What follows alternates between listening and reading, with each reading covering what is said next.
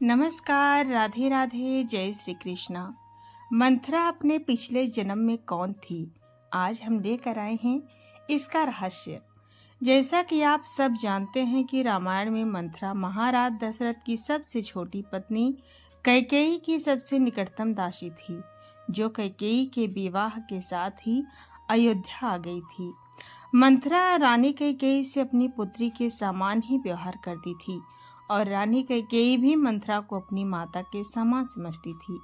अयोध्या वासियों को जब पता चला कि उनके प्राण प्रिय राजकुमार का राज्याभिषेक होने की बजाय उन्हें 14 वर्ष के लिए वनवास भेजा जा रहा है और इसके पीछे कैकेयी की दासी मंथरा का हाथ है, तो वे सब मंथरा पर कुपित हो गए और उन कुपित अयोध्या वासियों ने श्री लोमश जी से पूछा, प्रभु, इस मंथरा का ही राम से विरोध क्यों है, जबकि पशु पक्षी जड़ चेतन वृक्ष आदि तक हमारे राम के प्रेमी हैं।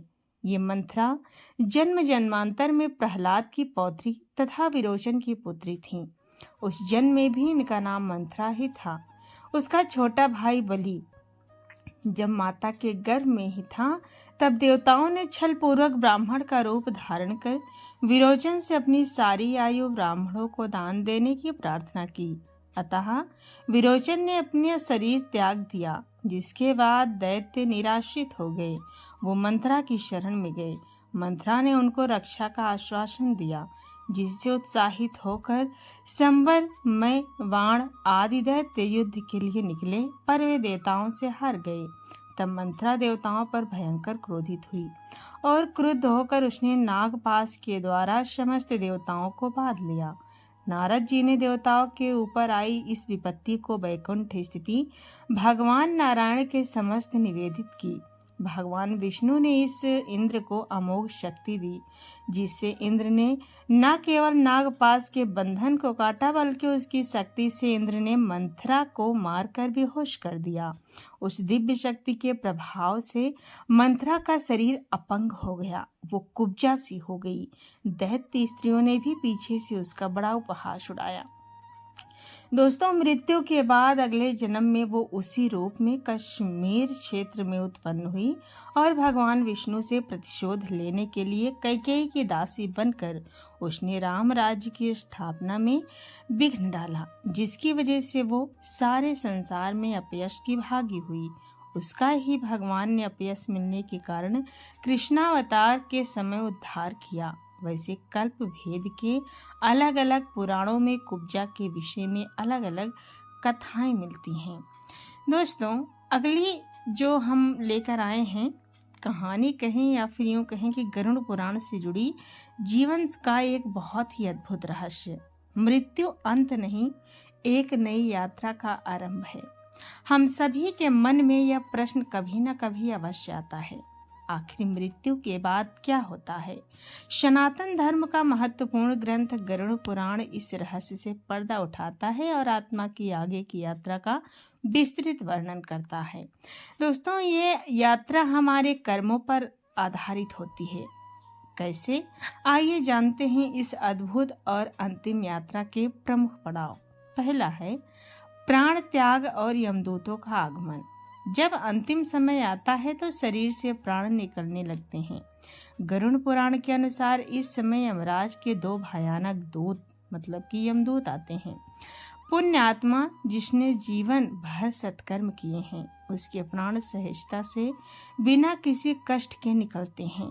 पापी आत्मा बुरे कर्म करने वाले प्राणी के प्राण अत्यंत पीड़ा के साथ निकलते हैं। दूसरा है यमलोक की पहली संक्षिप्त यात्रा। प्राण निकलने के बाद आत्मा एक अंगूठे के आकार के सूक्ष्म शरीर में समा जाती है। यमदूत उसे यमलोक ले जाते हैं, जहां उसे पहली बार उसके कर्मों का लेखा जोखा दिखाया जाता है। ये यात्रा मात्र 24 घंटे की होती है, जिसके बाद आत्मा को अपने अंतिम संस्कार और परिजनों को देखने के लिए वापस घर भेज दिया जाता है। तीसरा है 13 दिनों का महत्वपूर्ण प्रवास। मृत्यु के बाद 13 दिन आत्मा के लिए अत्यंत महत्वपूर्ण होते हैं। इन दिनों में परिवार द्वारा किया गया पिंडदान, तर्पण और 13वीं के संस्कार आत्मा को वो शक्ति, वो ऊर्जा प्रदान करते हैं जिससे वो आगे की लंबी और कठिन यात्रा तय कर सके। 13वें दिन के बाद आत्मा यमलोक की अंतिम यात्रा पर निकल पड़ती है। चौथा है वैतरणी नदी और दुर्गम मार्ग। यमलोक का मार्ग 86,000 योजन लंबा है। इस मार्ग में भयानक वैतरणी नदी पड़ती है। पुण्य आत्मा के लिए, जिसने दान पुण्य किया है, उसके लिए यह नदी शांत हो जाती है और वो सुखपूर्वक इसे पार कर लेता है।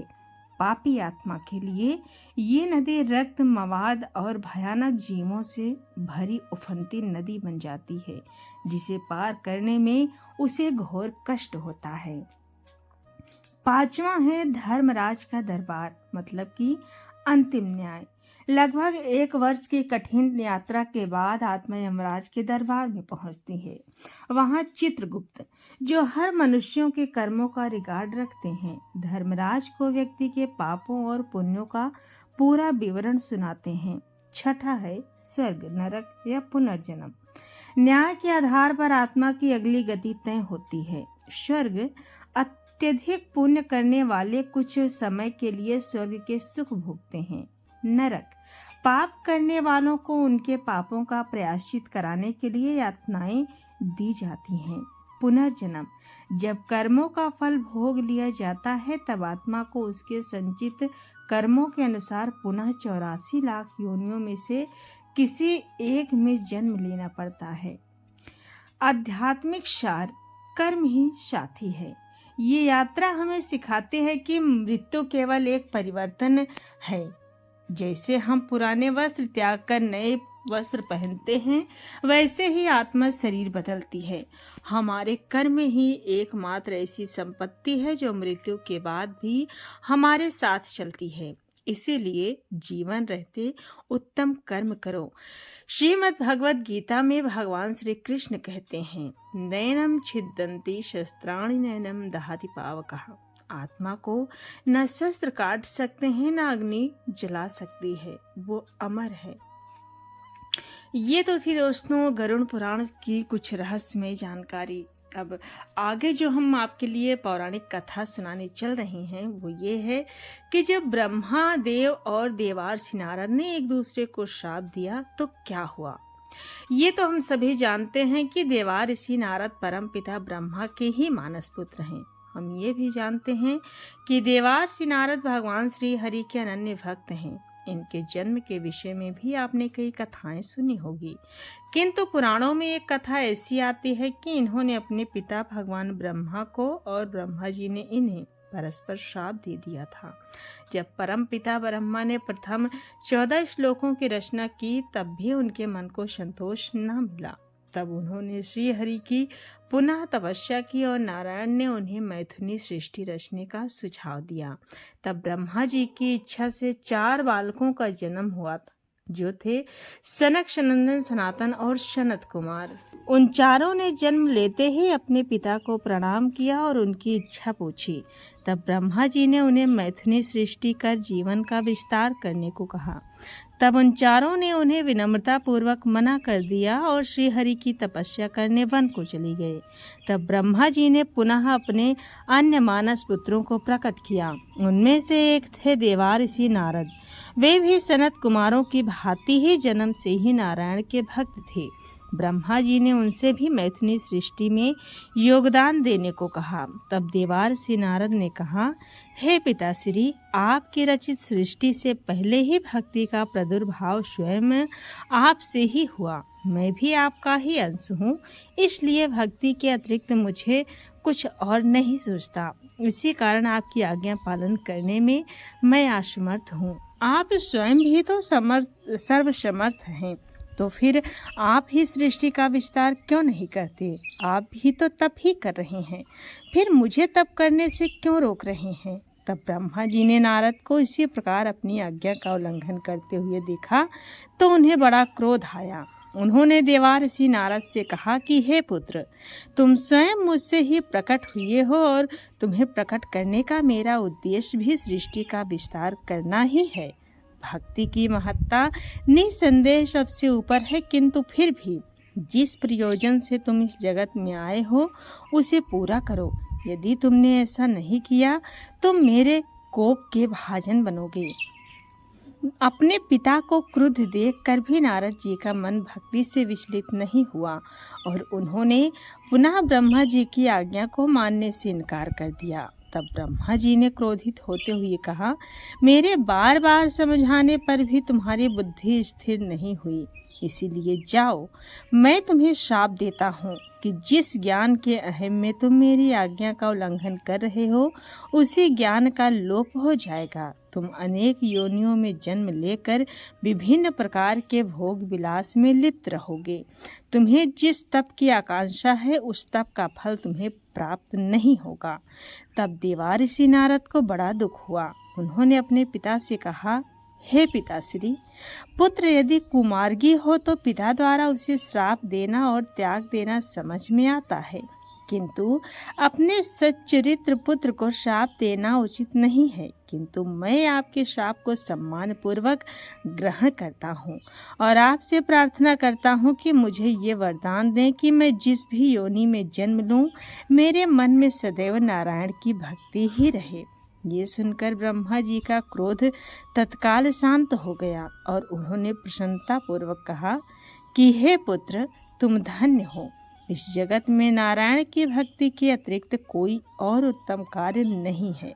तुमने मेरे श्राप के बाद भी श्रीहरि की भक्ति मांगी है, इसलिए मैं तुम्हें वरदान देता हूँ कि प्रत्येक योनि में तुम श्रीहरि के अनन्य भक्त बने रहोगे और अंततः वैष्णव सत्संग के कारण तुम पुनः मेरे पास लौट आओगे और उस समय मैं तुम्हें पुनः ज्ञान से परिपूर्ण कर दूंगा। तब देवाऋषि नारद ने उन्हें धन्यवाद तो दिया, किंतु फिर भी उनके मन से वो बात गई नहीं कि उनके पिता ने उन्हें अकारण ही श्राप दे दिया।